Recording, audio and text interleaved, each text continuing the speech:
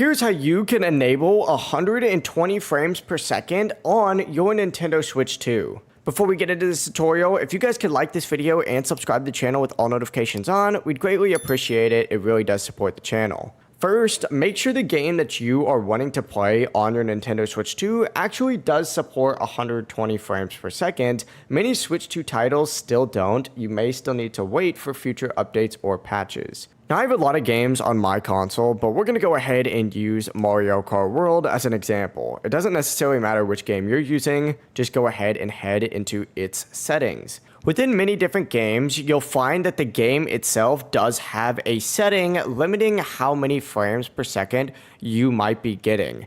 You'll first want to go ahead and check those settings to see if something like that is set in place and just change it to unlimited or 120 frames per second so that you're not limited by the game itself. After doing that though, what you're going to want to go ahead and do is go back to the home menu and open up your system settings by going to this bottom section and finding system settings, and then scroll down on this page until you find display. On this option, what you're going to want to go ahead and do is actually find the 120 hertz output mode right here and tick it on.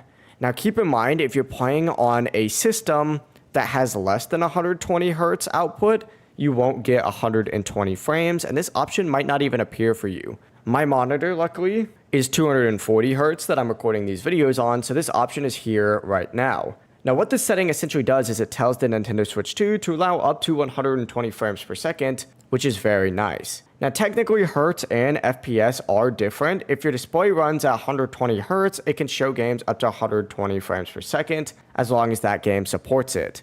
Also, when using the Switch 2 dock, just be sure to connect it with either an original HDMI cable or one that supports 120 hertz output. I'd also personally recommend having auto low latency mode turned on, also known as ALIM, because this is going to activate game mode and automatically ensures 120 hertz support. But yeah, it really is as simple as that. If you have any questions, feel free to ask us down in the comments below, and remember to like and subscribe.